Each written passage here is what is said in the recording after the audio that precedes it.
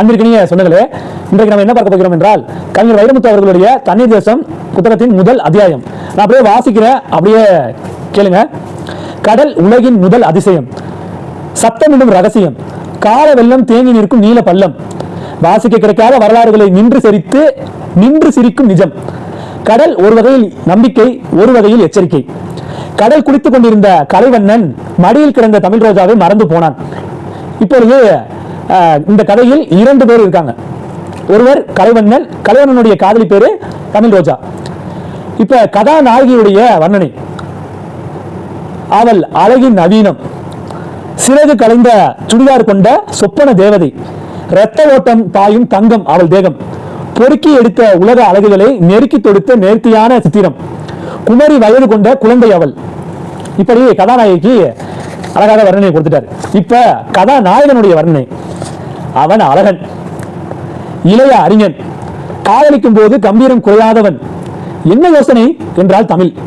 கலைவண்ணன் மனது கரையேறியது. இந்த செவிட்டு கரைகளோடு அந்த அலைகள் இத்தனை யுகங்களாய் அப்படி என்னதான் பேசும் என்று யோசிக்கிறேன்.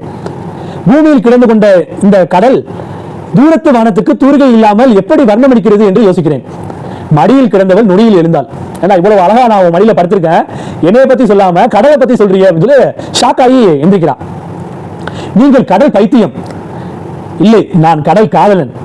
கடல் உங்களுக்கு சலிக்கவே சலிக்காதா? காதலியும் கடலும் சலிப்பதே இல்லை தமிழ் ரோஜா. அவள் மல்லிகை கரம் தொட்டு மணிக்கட்டில் முத்தமிட்டான். நேச மின்சாரம் நெஞ்சுக்குள் பரவியது. அவளை இழுத்து வளைத்து இறுக்கி இறுக்கி உருக்கி உருக்கி மடியில் ஊற்றி கொண்டாள். ஒரு அலை அவர்கள் மீது அச்சனை தூவியது.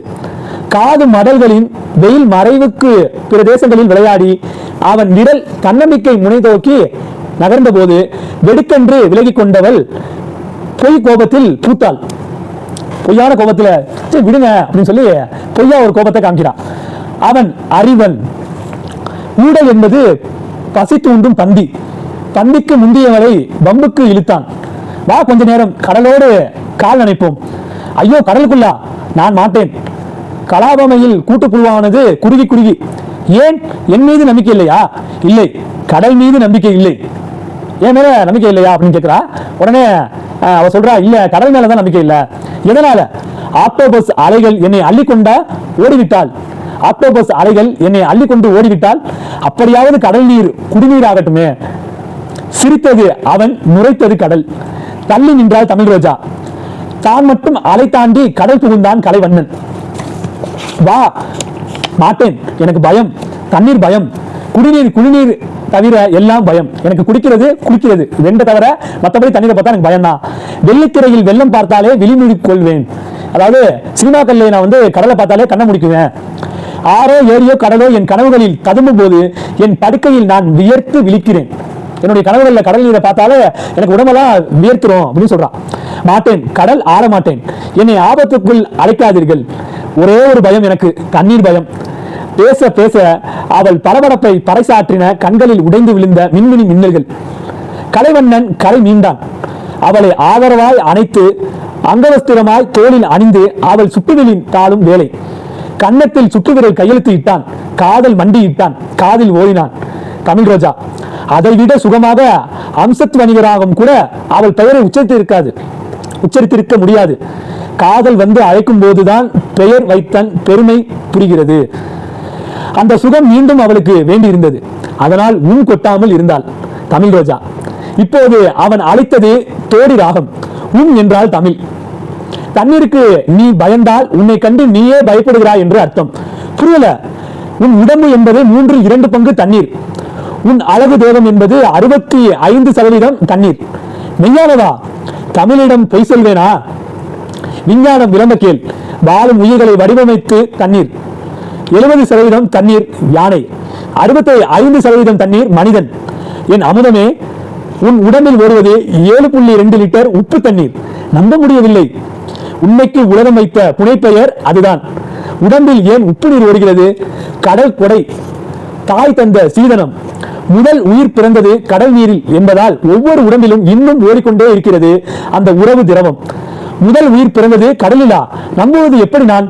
கலையின் கழுத்தை கட்டிக்கொண்டால் தமிழ். ஒருவனுக்கான காற்றை இருவரும் சுவாசித்தார்கள். அவ்வளவு நெருக்கமாக கட்டிப்பிடிச்சிருக்காங்க. சுகபோதையில் கலைவண்ணன் உண்மை உளறினான். கடலில் பிறந்த முதல் உயிர் தண்ணீரிலே தான் கடலில் பிறந்த முதல் உயிர் தண்ணீரிலே தானே சுவாசித்து இருக்க முடியும். அந்த மரபு உரிமையின் தொடர்ச்சிதான் இன்றும் கற்பத்தில் வளரும் சிசு தண்ணீர் குடத்தில் சுவாசிக்கிறது. ஒரு குழந்தை வயிற்றில் இருக்கக்கூடியதை எவ்வளவு அழகாக சொல்லியிருக்கிறார். ஆஹா என்று ஆச்சரியம் காட்டிய தமிழ் அவன் முகத்தில் முள்குத்தாத பிரதேசம் தேடி முத்தமிட்டாள். அந்த முத்தச்சூடு உயிரெல்லாம் பரவ கண்டவன் அவள் கழுத்தடியில் கைப்பதித்து குளிர குளிர குறுமுடி கோதினான். குழந்தையே, என் குழந்தையே என்று கொஞ்சினான். புரிகிறதா? கடல் நம் தாய். தாய் கண்டு தமிழ் அஞ்சலாமா? தாய் என்றால் பூமியை அவள் ஏன் புசிக்க வேண்டும்? அவள் மீது குற்றமில்லை. கடலின் கீழே நகரும் பாறைகள் அவளை நகர்த்தி விடுகின்றது. அவளுக்கா கருணை இல்லை? கடல் தந்த அனுமதியால் தான் மூழ்காத நிலப்பகுதி மூச்சுவிட முடிகிறது. கடல் நீர் இடம் மாறி நிலப்பரப்பில் நின்றால் எல்லா இடங்களிலும் 3 கிலோமீட்டர் உயரம் தண்ணீர் நிற்கும். புள்ளி விவரம் சொல்லியே பொழுது போக்கி விட்டீர்கள். சரி, நல்ல விவரம் சொல்லட்டுமா? ஒரு சமூகத்தில் சரி, நல்ல விவரம் சொல்லட்டுமா? ஒரு முத்தத்தில் எத்தனை வோல்ட் மின்சாரம் தெரியுமா? போதும் போதும் புள்ளி விவர புலியே, ஆளை விடுங்க. போதும் போதும் புள்ளி விவர புலியே, ஆளை விடுங்கள். விடமாட்டேன், வா. தண்ணீரில் நனை அல்லது தண்ணீரை நனை. அவ்வப்போது அலையோடு விளையாடு. தெரிக்கும் திரவ நட்சத்திரங்கள் சொல்லாத இடங்களில் விழுகையில் இல்லாத அனுபவம் எழுமே அந்த சுகம் தீ. எத்தனை மனிதர்கள் கடல் பார்த்தனர், எத்தனை மனிதர்கள் இதில் கால் வைத்தனர். வா, இந்த சிற்ற அலையில் கால் வைத்து யாரும் செத்து போனது இல்லை. தண்ணீர் பயம் தவிர், சொட்ட சொட்ட நனை, கிட்டத்திட்ட குழி. நீரின் பெருமை நிறைய பேர் அறியவில்லை. காதலி பெருமை பிரிவில், காதலியுடைய பெருமை பிரிவில், மனைவி பெருமை மறைவில், தண்ணீரின் பெருமை பஞ்சத்தில் அல்லது வெள்ளத்தில். நீ உணவு இல்லாமல் 1 மாதம் வாழலாம், நீர் இல்லாமல் 1 வாரம் வாழ முடியாது. தண்ணீர் தான் உயிர். இந்த கடல் அந்த உயிரின் தாய். தாயோடு தள்ளி நிற்பதா? வா. எட்டி நின்றவளை கட்டி பிடித்தாள், திமிரினாள், வாழை தண்டால் ஒடிந்தாள், வாழை மீனாய் வலிக்கினாள். அவன் முன்னுக்கு இழுத்தான், அவன் பின்னுக்கு இழுத்தாள். வேண்டாம், இந்த விளையாட்டு மட்டும் வேண்டாம். என்னோடு வாழ்ந்தால் நீ நெருப்பு பள்ளங்கள் தாண்ட வேண்டி இருக்கும். நீர் கண்டு பயந்தால் எப்படி? நெருப்பு பயம் இல்லை, தண்ணீர் தான் பயம். அவன் தூக்க முயன்றான், அவள் துவண்டு விழுந்தாள். கைத்தட்டி சிரித்தன அலைகள், நாடகம் பார்த்தன நண்டுகள். சிதறி விழுந்தவளை சேர்த்து எடுத்தான், அவளை சுமந்து அலையில் நடந்தான். அவளோ அந்தரத்தில் நீச்சல் அடித்தாள். இடுப்பு அளவு தண்ணீரில் இறங்கிவிட்டான். அஞ்சினாள், தண்ணீரின் ததும்பலில் மிரண்டாள். அவளை உடும்பாய் பற்றினான். அவள் உதறி ஒதுங்கினாள். முறை சதங்கை கட்டி ஆடி வந்த அலைகள் கண்டு அலறினாள். பிரமை பிடித்து பேச்சு இழந்தாள். தூரத்தில் இருந்து ஒரு பேரலை அவள் பெயர் சொல்லிக் கொண்டே படை திரட்டி வருவதாய் பட்டது அவளுக்கு. அவ்வளவுதான், அவள் ஞாபக சங்கிலி அருந்துவிட்டது.